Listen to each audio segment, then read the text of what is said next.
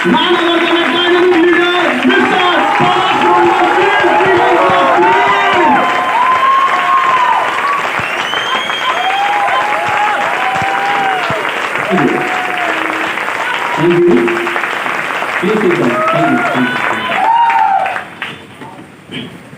গলাতে একটুখানি আওয়াজ ছিল নাকি? ওকে, চলো দেখি কার গলার আওয়াজ কতটা আছে। One second, good morning. Thank you. আচ্ছা, আমাকে ফার্স্ট টাইম দেখছো কারা কারা? একটু হাত তুলবে প্লিজ। ফার্স্ট টাইম দেখছি, একটু বড় করে, মানে আমরা যখন বাঙালি না কোনো কিছু করি অর্ধেক অর্ধেক করি, হাত তুলতে বললে একটুখানি। আচ্ছা, এত দূরও তোলা যায় তো? হ্যালো, যায়? তো ফার্স্ট টাইম কারা কারা দেখছে আমাকে? ভেরি গুড, অনেকেই আছে। যাই হোক, আমার নাম হচ্ছে পলাশ মণ্ডল, যেটা একটু আগে অভিজিৎ দা বলে গেল। বেশি কিছু করিনি, এই সিস্টেম থেকে একটা জায়গা দাঁড় করাতে পেরেছি নিজেকে। সাউন্ডটা মনে একটুখানি জোরে হচ্ছে না? সাউন্ড ঠিক আছে? পরিষ্কার শোনা যাচ্ছে তো? Very good. আচ্ছা, এই যে এই ঘরে আমরা বসে আছি, একটু আগে অভিজিৎ দা একটা অসাধারণ, আমি চাইবো অভিজিৎ দার জন্য একটা জোরদার হাততালি হয়ে যাবে, একটা অসাধারণ ওপেনিং করে দিয়ে গিয়েছে। অ্যাকচুয়ালি কি হয়, থ্যাংক ইউ। ক্রিকেটে যেরকম হয় না, ওপেনাররা যদি ভালো খেলে পরের ব্যাটসম্যানদের সুযোগ, মানে সুবিধাটা ভালো হয়। Yes or no? তো ওপেন খুব ভালো হয়েছে, ওপেনিং খুব ভালো, মানে বলারও কোনো জায়গা নেই। এনারা একটা দারুণ একটা ট্রেনার। তো বিষয়টা হচ্ছে, যারা আজকে আমরা এখানটায় আছি তারা কেন আছি? কারণ আমি এই কথাটা প্রত্যেকটা মুহূর্তে বলি। কারণ আজ থেকে প্রায় 10-11 বছর আগে যখন এই প্ল্যাটফর্মে আমার জার্নি স্টার্ট করেছিলাম, তোমাদেরই মতো ফার্স্ট ইয়ার সেকেন্ড ইয়ারে পড়াশোনা করছিলাম। কেন করছিলাম জানতাম না। একটা জিনিস জানতাম, বাবা গরিব। গরিব মানে অত্যন্ত গরিব। রিক্সা চালাতেন বাবা, পার ডে 60 টাকা 70 টাকা সামথিং এরকম ইনকাম ছিল। 4 জনের ফ্যামিলি, আমি, মা, বাবা, বোন। তো এই 4 জনের ফ্যামিলিকে, বাবাকে দেখেছিলাম যে 60 টাকা 70 টাকা ইনকাম করে যে কি কষ্ট করে বাবা সংসার চালাতেন, এটা আমি খুব ভালোভাবে দেখেছিলাম। তো সামহাও ব্রেনের মধ্যে, আচ্ছা কারা কারা এরকম ফ্যামিলি থেকে উঠে এসছে যার ফ্যামিলি ইনকাম বিলো 10,000? একটু হাত তুলবে। 10,000-এর নিচে কার কার ফ্যামিলি ইনকাম? একটু হাত তোলো তো। রাইট নাও 10,000 টাকার নিচে ফ্যামিলি ইনকাম। Very good. মোটামুটি তোমরা আমার ক্যাটাগরির মধ্যেই আছো। হ্যাঁ, বলতেই পারো দাদা তোমার 60 টাকা 70 টাকা ইনকাম ছিল, তার মানে তখনকার দিনে 2,000-2,500 টাকা। তো সেই সময়কার 2,000-2,500 টাকা আর আজকে 10,000 টাকা মোরলেস অনেকটা সিমিলার। Yes or no? তো এরকম একটা ফ্যামিলি থেকে উঠে আসা মাথার ভিতরে ঢুকে গিয়েছিল কি না, পয়সা ইনকাম করতে হবে। কেন পয়সা ইনকাম করতে হবে? দেখো, আমি আমার ব্যাকগ্রাউন্ডটা হালকা করে ক্লিয়ার করে দিই, তাহলে তোমরা বুঝতে পারবে অ্যাকচুয়ালি কি হয়। আমরা যখন এই স্টেজটাতে উঠি, ব্র্যান্ডেড জামা প্যান্ট পরি, গাড়ি থেকে নামি, ভালো জায়গা পজিশন পেয়ে গিয়েছি, তোমাদের মনে হয় যে না এনারা তো অনেক কিছু পেয়ে গিয়েছে, তাই মনে হয় এই সমস্ত ভালো ভালো কথা বলে বা এনাদেরই হবে। অ্যাকচুয়ালি তা নয়।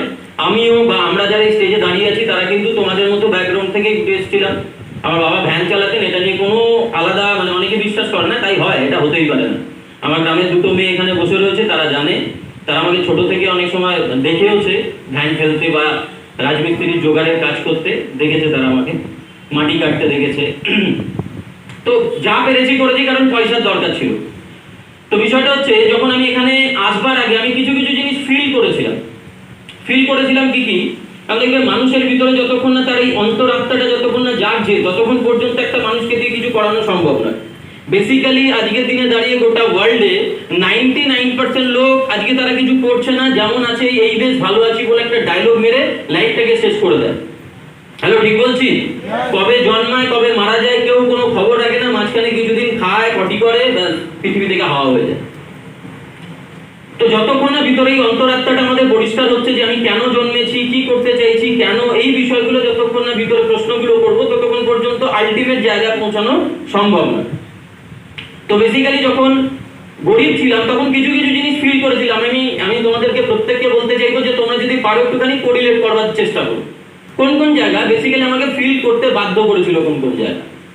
এই যে এখন বৈশাখ মাস চলছে, আমরা প্রত্যেকেই জানি বাঙালি কালচারে চৈত্র বৈশাখ মাসে ওই গোষ্ঠ বা চড়কের মেলা হয়, জানি তো? হ্যালো, জানি। চড়ক মেলা বা গোষ্ঠের মেলা হয়। আবার কিছুদিন পার করলে চলে আসবে দুর্গা পুজো, কালী পুজো। তো এই সিজনটাতে একটু ঘুরতে, ইয়াং জেনারেশনে যেটা হয় একটু বাইরে ঘুরতে যাব, বা ঈদ থাকে, সে হিন্দু হোক মুসলিম হোক, প্রত্যেকেরই কিছু না কিছু উৎসব থাকে। হ্যালো, ঠিক বলছি? তো এই সমস্ত উৎসবগুলোতে দেখেছিলাম আমারই পাড়ার যারা আমার খুব কাছের বন্ধু, অ্যাকচুয়ালি সোকল্ড বন্ধু, সোকল্ড কাছের বন্ধু। সোকল্ড কেন বললাম? তার কারণ হচ্ছে সেই ভাল্লুকের গল্প মনে আছে? দুটো বন্ধু জঙ্গলে ঘুরতে গিয়েছিল, ভাল্লুক দেখা হয়েছিল, একটা গাছে উঠে গিয়েছে আর একটা মাটিতে শুয়ে পড়েছিল। তো ভাল্লুক এসে দেখলো মালটা মারা গিয়েছে, দম বন্ধ করে শুয়েছিল। তো গাছ থেকে বন্ধুটা নেমে জিজ্ঞেস করলো, ভাই কি বলছিল না কানে কানে ভাল্লুক তোকে? তো বলছিল, যে বন্ধু বিপদে থাকে না পাশে, সেই বন্ধু বন্ধু নয়। অ্যাকচুয়ালি এরকম বন্ধু বান্ধব আমাদের আশপাশে প্রচুর থাকে, আমারও ছিল। আমি এই জিনিসগুলো খুব বাইহার্ট ফিল করেছিলাম। কোথাও হয়তো মেলা হচ্ছে, বিকালে বসে প্ল্যানিং হলো, ভাই যাবো মেলায়, হ্যাঁ একসাথে যাবো। বলো ঠিক আছে, নো ইস্যু। যেই বেরোবার টাইম হলো, মালগুলো ওদের একটা গ্রুপ ছিল, সেই গ্রুপগুলো আলাদা করে বেরিয়ে গিয়েছে, আমাকে জানায়নি। কেন জানায়নি? কারণ বেসিক্যালি আমি ছিলাম একটু কিপটেক ছিল, যেটা বড় বড় অর্থনীতিবিদদের মানে হিসাবে মানে ইকোনমিক্যাল কনসাস লোক বলতে পারো। যারা কিপটে হয় তারা একটুখানি ইকোনমিক্যালি কনসাস হয়। তো আমি একটু কিপটে টাইপের ছিলাম, কোথাও খেতাম পয়সা দিয়ে, বন্ধুদের সাথে গেলে যেটা হয় ভাই তোরা দিয়ে দেবে, যে যার মতো খেয়ে সাইড কেটে, মানে ওরা খাচ্ছে আমি আমার মতো খেয়ে আমি সাইডে চলে যেতাম, কেন ওখানে থাকলে বলবে পয়সা দে। তো আমি কিপটে টাইপের ছিলাম, আমার কাছে বাইক ছিল না, পয়সা খরচা করতে পারবো না, যার কারণে আমাকে তারা নিয়ে যেত না। সে চায় দুর্গাপুজো হোক, চায় কোথাও মেলা দেখতে যাওয়া হোক। খুব কষ্ট হতো সেই সময়টা। আমি জানি না কার কার সাথে এখানে হয়েছে বা হয়, আশা করছি কিছু কিছু মানুষের সাথে এই জিনিসগুলো ঘটে। হ্যালো, ঠিক বলছি? তো এই জিনিসগুলো আমাকে খুব মানে ভিতর থেকে নাড়িয়ে দিত। যখন আমার মামার বাড়ি যাওয়ার গল্প হতো, মামার বাড়ি যাওয়া হবে, তো আমরা বেসিক্যালি 4 জন। আমার বাবা কি করতেন, সাইকেলে করে আমাদেরকে মামার বাড়ি নিয়ে যেতেন। প্রায় 1 ঘন্টা আমার বাড়ির থেকে আমার মামার বাড়ির ডিস্টেন্স হচ্ছে 30 কিলোমিটার এর আশপাশে। তো এই 30 কিলোমিটার রাস্তা বাবা সাইকেলে, পিছনে মাকে বসাতেন, আমাকে ওই মাঝখানে যে রডটা থাকে না তাতে বসিয়ে গামছা ফামছা বেঁধে, ঠিক আছে, যেটা লোয়ার মানে লোয়ার ক্লাস লেবার ক্লাসের যেটা হয় অ্যাকচুয়ালি। কারা কারা সাইকেলের এইভাবে গিয়েছে, থাক তুলবে যে রডটাতে গামছা বেঁধে দিয়েছে, শাড়ি জড়িয়ে দিয়েছে, দিয়ে বসিয়ে দিয়েছে। যার মোটামুটি আমারই ক্লাসের অনেক এখানে আছে। তো বোনকে, যখন বোন ছোট ছিল তখন মা কোলে নিত, তারপর একটু যখন বড় হলো তখন বাবার কাঁধ জড়িয়ে যেত। তারপর যখন আরো বড় হয়ে গেল, আমার মনে আছে আমি ক্লাস 9-এ পড়ি, আমি ক্লাস 9-এ পড়ি, বোন পড়ে ক্লাস 5 কি 4-এ হবে সামথিং এরকম। তো বোনকে বসাতো, তারপর যখন আরেকটু বড় হয়ে গেল বোনকে হ্যান্ডেলে বসিয়ে নিত, ওই যে হ্যান্ডেলগুলো দেখি তো সাইকেলের হ্যান্ডেলে বসিয়ে নিত বোনকে। এবার যখন এই পর্যন্ত ঠিক ছিল, যখন রাস্তায় যেতাম লোক না আমাদের দিকে এইভাবে তাকিয়ে থাকতো, সালা মালটা কারারে হয়। হ্যালো, বোঝাতে পারছি? যখন এইভাবে যেতাম আমার খুব বিবেকে লাগতো। আরো বিবেকে লাগতো কখন, সাপোজ রেল গেট ক্রস করবো আর গেট পড়ে গেছে, তো নর্মালি ওখানে দাঁড়িয়ে থাকতে হবে। এবার বাবা দাঁড়িয়ে আছে, আরো কিছু লোক তারা বাইকে কেবল সে দাঁড়ালো হয়তো বাবার পাশে। আচ্ছা, এই পর্যন্ত তবু ঠিক ছিল। হয়তো দেখা যাচ্ছে যে ভদ্রলোক বাইকে নিয়ে দাঁড়ালো, তার পিছনে তার মেয়ে বসে আছে, সালা ওখানে পুরো প্রেস্টিজের ऐसी की तैसी। হ্যালো, লাগে তো? यस। পুরো প্রেস্টিজের ऐसी की तैसी। এইগুলো না বিবেক নাড়া দিত আমার। আর মাঝে মধ্যে মনে হতো বাবার উপরে বেসিক্যালি রাগ হতো, যে তুই কি করলে লাইফে, এরা দেখো কি সুন্দর বাইকে চড়ছে, আর তুমি তোমার শ্বশুর বাড়িতে যাচ্ছ, শ্বশুর বাড়ি বলে কথা, জিন্দাবাদ শ্বশুর বাড়ি, সেখানে যাচ্ছ সাইকেলে করে, একটু আধটু না 30 কিলোমিটার দূরে। হ্যালো, বোঝাতে পারছি? যখন পুজো আসতো আমরা একটা স্যান্ডো গেঞ্জি পরলে মানে পেলে আর কি, বাবা বেসিক্যালি কোনো কোনো বছর দিতেন, মানে 2 বছর 5 বছর একবার হয়তো দিলে কি দিতেন, স্যান্ডো গেঞ্জি দিতেন। আর ফুটবল খেলা প্যান্টগুলো জানো, জার্সি প্যান্টগুলো যেগুলো হয়, হাফ প্যান্ট, তো ওইগুলো বেসিক্যালি আমাদের পুজোর ড্রেস ছিল। তো ওইটা পেলেও আমরা স্যান্ডো গেঞ্জিটা পরে পুরো পাড়ায় ঘুরিয়ে দেখিয়ে আসতাম, এই দেখো আমার বাবা স্যান্ডো গেঞ্জি দিয়েছে। Are you getting my point? এরকম একটা ব্যাকগ্রাউন্ড থেকে যখন উঠে এসেছিলাম তখন ভিতরে একটা জ্বালা তৈরি হয়েছিল, যে একটা এই অন্তরাত্মা, যেটা আমি বলছি, ভিতরে অন্তরাত্মাতে একটা প্রশ্ন তৈরি হয়েছিল যে আমিও কি এইভাবে আমার লাইফটা শেষ করব? উত্তর পাইনি। উত্তর বলতে একটা জিনিস পেয়েছিলাম, যে পড়ে যাও। আচ্ছা, মার্কার আছে তো? একটা মার্কার হলে সুবিধা হতো। তো এরকম ফেজগুলো যখন আমি পার করতাম, কোনো হয়তো আত্মীয় স্বজনের বাড়িতে গেলাম, বেসিক্যালি বাবা কি হতো, সাইকেলে যেতেন বলে বাবাকে কেউ পাত্তা দিত না, সিরিয়াসলি পাত্তা দিত না। কেন পাত্তা দিত না? বাকি মেশোরা হয়তো দেখা যাচ্ছে বাইকে এসছে, তাদের জন্য আলাদা ট্রিটমেন্ট, ঠিক আছে? কোনো হয়তো অনুষ্ঠান হচ্ছে, থ্যাংক ইউ, কোনো হয়তো অনুষ্ঠান হচ্ছে, মুরগি কাটবে কে? আমার বাবা। বাজার করে নিয়ে আসবে কে? আমার বাবা। ওই হিন্দুদের বিয়েতে দেখবে একটা হয় না, ওই কুকুর কাটা, কলা কুকুর কাটবার একটা প্রথা থাকে, জানি তো? কে কাটবে? আমার বাবা। বাকি জামাইগুলো না না, ওরা বাবা ওসব পারে না ওরা। হ্যালো, বোঝাতে পারছি? কাঠ কাটবে কে? আমার বাবা। তখনকার দিনে তো গ্যাস ফ্যাসের ব্যাপার ছিল না, কাঠ চালাই করে আর কি উনুন তৈরি করবে কে? আমার বাবা। হ্যালো, বোঝাতে পারছি? তো এইগুলো বাবার কোনো ব্যাপার। অ্যাকচুয়ালি গরিবদের প্রবলেম কোথায়? গরিবরা কেন গরিব হয়? তার কারণ এই ভিতরে যে অন্তরাত্মাটার কথা বলছি না, এদের কখনো জাগেই না। আর যখন বা জাগে তারা বুঝতে পারে আমার অকাত নেই কিছু করবার, অতএব যা হচ্ছে মেনে নাও। আর ইউ গেটিং মাই পয়েন্ট? সহ্য করে যাও।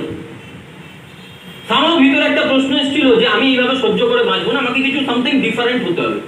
হ্যাঁ, গরিব আওয়াজ যাচ্ছে তো? ও ঠিকই তো আছে। লাইটটা সম্ভবত কেটে গেছে, একটুখানি প্রথমটাকে ডাকতে হবে। যাই হোক, বিষয়টা বলি, কি বলতে চাইছি বোঝার চেষ্টা করো।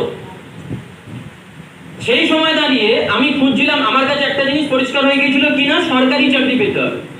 কারণ আমি দেখেছিলাম আমার যে সমস্ত মেসোরা একটু আলাদা ট্রিটমেন্ট পাচ্ছে, যেটা আমার বাবা পাচ্ছেন না। কেন তারা আলাদা ট্রিটমেন্ট পাচ্ছেন? Because of they all are government employee. Are you getting my point? Or they have lot of money. Either they all are government employee. Actually government employee বা প্রাইভেট এমপ্লয়ি টা ফ্যাক্টর না, factor কোনটা? they all have lot of money. তাদের কাছে প্রচুর পয়সা আছে। তো somehow subconscious mind একটা জিনিস ঢুকে গেল, আমাকে পয়সা ইনকাম করতে হবে প্রচুর। তো পয়সা ইনকাম করতে গেলে ব্যবসা করতে পারবো না, কারণ আমার বাবার কাছে অত পুঁজি নেই। তো আমাকে কি করতে হবে? সরকারি চাকরি করতে হবে।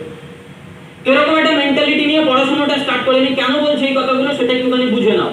আজকের দিনে দাঁড়িয়ে তোমরা যারা এই ঘরটাতে বসেছো, কেন বসেছো? First of all ask yourself, নিজেকে প্রশ্নটা করো, কেন এখানে? ওয়াই? কেন এখানে দাঁড়িয়ে অভিজিৎ স্যার, আমার পরে কবির স্যার উঠবে, হয়তো আরো বড় বড় ট্রেনার আছেন তারা উঠবেন, কেন এনাদের কথাবার্তাগুলো আমরা শুনবো? ওয়াই? হ্যালো, কারা কারা এই প্রশ্নটা নিজেদেরকে করেছে? একটু হাত তোলো। কেউ করিনি? যে কেন এখানে বসেছি ভাই, দু একজন হাত তুলেছে। আমাকে আগে প্রশ্ন করতে হবে আমি এখানে কেন এসেছি। আমি এই প্রশ্নটা যখন করেছিলাম, আমি এই সিস্টেমে আসবার আগে প্রশ্নটা করে নিয়েছিলাম কিছু। আমি দেখেছিলাম বর্তমান পরিস্থিতি আমার যেটা প্রেজেন্ট সিচুয়েশন,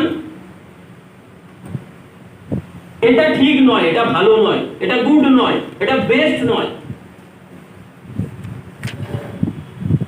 একটা কথা আছে, অনেকে বলে না যে কিছু করতে গেলে মোটিভেশন চাই, মোটিভেশন। এই মোটিভেশন আজকে ইউটিউবের জামানায় এসে, ইউটিউব, ফেসবুক, আরো এটসেট্রা, হোয়াটসঅ্যাপ, এই টেকনোলজির জামানায় এসে, সোশ্যাল মিডিয়ার জামানায় এসে একটা ওয়ার্ড আজকে দিনে দাঁড়িয়ে কমন হয়ে গেছে, সেই ওয়ার্ডটা কি? মোটিভেশন। জানি তো এই ওয়ার্ডটা? হ্যালো, জানি প্রত্যেকে? মোটিভেশন। আজকে ভারতবর্ষ কেন, গোটা ওয়ার্ল্ডে বিভিন্ন ধরনের মোটিভেটর আছে। ট্রাস্ট মি, পৃথিবীর কোনো মোটিভেটর তোমার লাইফ চেঞ্জ করতে পারবে না। এবং পৃথিবীতে যদি সবথেকে বড় মোটিভেটর কিছু থেকে থাকে, সবথেকে বড় মোটিভেটর, তুমি দিনের পর দিন, আমি অনেককে দেখেছি দিনের পর দিন সন্দীপ মহেশ্বরী ট্রেনিং করে যাচ্ছে, বিবেক বিন্দার ট্রেনিং করে যাচ্ছে। সেই ভাঙা সাইকেল 5 বছর আগে ছিল, তাহলে আজকেও সেই ভাঙা সাইকেল। তো 5 বছর ধরে তুই মোটিভেশনাল ট্রেনিংটা নিয়ে করলিটা কি? Hello, yes or no? তো পৃথিবীতে সবথেকে বড় মোটিভেটর যদি কিছু থেকে থাকে, সেটা হচ্ছে বর্তমান। যারা এই বর্তমান পরিস্থিতিটাকে অ্যানালাইসিস করবে, যারা এই বর্তমান পরিস্থিতিটাকে নিয়ে একটুখানি ভাববে, বিচার বিশ্লেষণ করবে, তাদের মোটিভেশনের দরকার পড়বে না। Are you getting my point?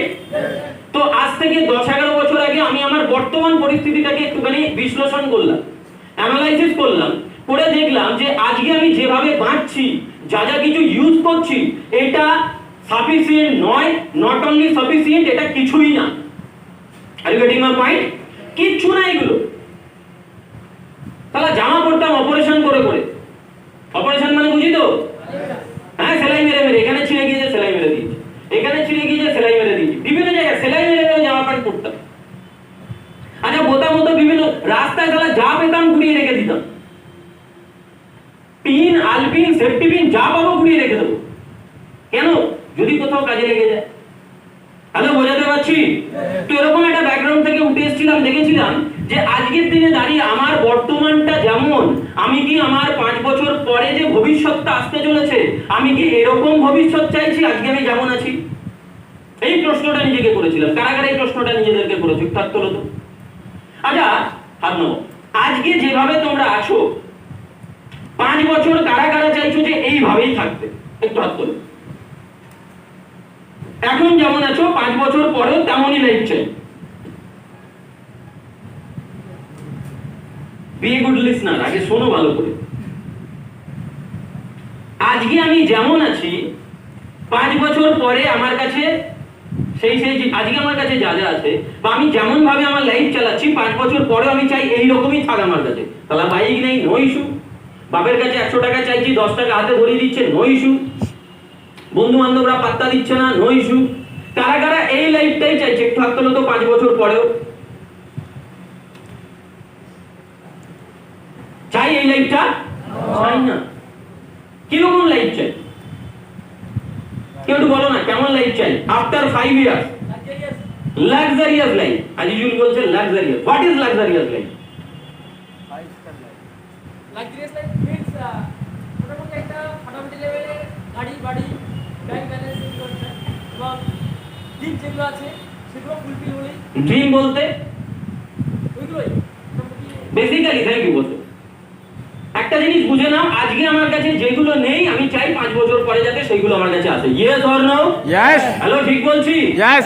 যে জিনিসগুলো আজকে আমার কাছে নেই, যেগুলোর অভাব ফিল করছি আমি, তার যদি আমার কাছে একটা নিনজা থাকতো, তার যদি আমার কাছে একটা হায়াবুসা থাকতো, বিএমডব্লিউ থাকতো, মার্সিডিজ থাকতো, তার যদি আমার কাছে সবসময় ব্যাংকের অ্যাকাউন্টে 10 লাখ 20 লাখ 25 লাখ টাকা পড়ে থাকতো, ইচ্ছে হলো গোয়া ঘুরে এলাম, ইচ্ছে হলো থাইল্যান্ড ঘুরে এলাম, ইচ্ছে হলো মালয়েশিয়া ঘুরে এলাম, ইচ্ছে হলো চলো ঢুকে গেলাম সিটি সেন্টার 2, সাউথ সিটি, মানি স্কোয়ার মল, বিন্দাস কেনাকাটা করে এলাম। ইয়েস ইয়েস হ্যালো, বোঝাতে পারছি? Yes. তো এই বেসিক্যালি দেখো, ছোট মাইন্ড লাইফে সাকসেসফুল হতে গেলে কি কি লাগে আমি আজকে এই জায়গাগুলো একটুখানি ক্লিয়ার করে দেবো। নিতে পারবো তো সবাই? ছোট ছোট কিছু জিনিস লাগে। প্রথম যেটা লাগে কি না, সেটা হচ্ছে তোমার মাইন্ডসেট। কি বললাম? মাইন্ডসেট। মনটাকে স্থির করা, কোন একটা পার্টিকুলার জায়গায় মনটাকে স্থির করা, মাইন্ডসেট লাগে। বেসিক্যালি হয় কি, এই যে মাইন্ডসেটটা আমাকে আসে, এইবার মাইন্ডসেটটা হবে কোত্থেকে, কিভাবে? কোনো কিছু করবার জন্য লাগে মাইন্ডসেট। অ্যাকচুয়ালি প্রবলেম কোথায়? প্রবলেম হচ্ছে আমরা আজকে যেটা চাইছি যে আফটার 5 ইয়ার ফিউচারে